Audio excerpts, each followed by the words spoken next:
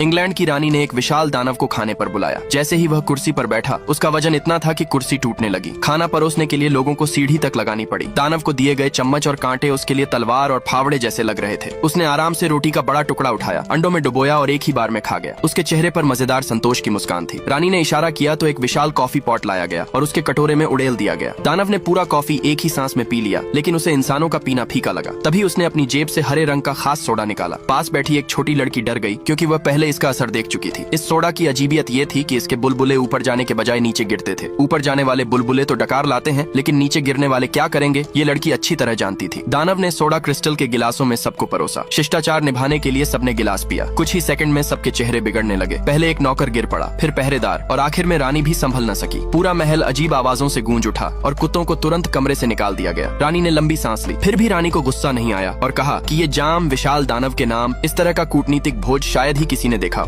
यह कहानी एक सुअरनी की है, जिसने एक साथ 11 बच्चों को जन्म दिया, लेकिन उसके पास उन्हें दूध पिलाने के लिए सिर्फ 10 थन थे। किसान ने जब देखा कि एक बच्चा अतिरिक्त है तो वह परेशान हो गया। उसने कुल्हाड़ी उठाई और सोचा कि एक बच्चे को मार देना चाहिए। तभी उसकी बेटी दौड़ती हुई आई और उस छोटे बच्चे को बचा लिया। इसके बाद ऐना का उस छोटे सुअर से गहरा लगाव हो गया। हर सुबह वह उसे अपने हाथों से दूध पिलाती। जब वह स्कूल जाती तो उसे चुपके से अपने बैग में छिपा लेती। एक बार क्लास में उसने हंगामा कर दिया, जिससे टीचर को शक हो गया और ऐना को बुलाया गया। स्कूल ने उसके माता पिता को भी खबर दी, लेकिन इन सब बातों का ऐना के प्यार पर कोई असर नहीं हुआ। वह उसे बाजार तक ले जाती। माता पिता को लगा ये सब कुछ दिनों की बात है, लेकिन जैसे जैसे सुअर बड़ा हुआ, ऐना का प्यार भी बढ़ता गया। एक दिन पिता ने कहा, इसे अब खेत में छोड़ दो, नहीं तो मैं इसे मार दूंगा। ऐना बहुत दुखी हुई, लेकिन सुअर की भलाई के लिए मान गई। सुअर भी बहुत उदास था। जब ऐना उसे छोड़ने लगी तो उसने उसे रोकने की कोशिश की। वह बार बार दरवाजा पीटता रहा। आखिरकार किसी तरह बाहर निकल आया और ऐना के पीछे भागा, लेकिन उसे पकड़ नहीं पाया। फिर भी ऐना रोज स्कूल के बाद उससे मिलने आती। इससे सुअर को थोड़ी तसल्ली मिलती। एक दिन ऐना नहीं आई। उसकी माँ ने उसे रोक दिया था। उस रात सुअर सो नहीं पाया। उसे कोई शुभ रात्रि कहने वाला चाहिए था। तभी उसे एक मीठी आवाज सुनाई दी। उसने इधर उधर देखा, लेकिन कोई नहीं था। फिर वही आवाज आई, मैं कल तुम्हारे सामने आऊंगी। अगले दिन छत से एक मकड़ी उतरी। सुअर ने उससे बात करने की कोशिश की, लेकिन बाकी जानवर डरकर दूर चले गए। सुअर को मकड़ी से बिल्कुल डर नहीं लगा। उसे उसका जाला बहुत सुंदर लगा और वह भी सीखना चाहता था कि जाला कैसे बनाया जाता है। तभी एक मक्खी जाले में फंस गई। मकड़ी ने उसे पकड़ लिया और कहा कि वह उसका खून पिएगी। बाकी जानवर डर गए, लेकिन मकड़ी ने समझाया कि अगर हम कीड़े मकोड़ों को नहीं पकड़ेंगे तो वे बहुत बढ़ जाएंगे और सबको परेशान करेंगे। ये सुनकर सुअर समझ गया और दोनों अच्छे दोस्त बन गए। वे रोज बातें करते, लेकिन बाकी जानवर अपने अपने काम में व्यस्त रहते। कोई अंडे देता, कोई दूध, कोई ऊन। इसलिए सुअर फिर अकेला महसूस करने लगा। एक दिन एक लड़का आया और मकड़ी को चोट पहुंचाने लगा। सुअर ने उसका बैग खींचकर गिरा दिया, जिससे मकड़ी बच गई। कुछ समय बाद एक चूहा आया और बोला, शायद तुम क्रिसमस तक जिंदा नहीं रहोगे। हर साल उस दिन सुअरों को मार दिया जाता था। यह सुनकर सुअर डर गया और उसने मकड़ी को सब बताया। मकड़ी ने कहा, मैं कुछ करूंगी। उस रात उसने अपने जाले में लिखा, कमाल का सुअर। सुबह एक कर्मचारी ने यह देखा और सबको बुला लिया। सब हैरान रह गए। धीरे धीरे सुअर मशहूर हो गया। मकड़ी ने कहा, मुस्कुराते रहो, लोग तुम्हें पसंद करेंगे। कुछ समय बाद लोग उसे भूलने लगे। जानवरों ने मदद करने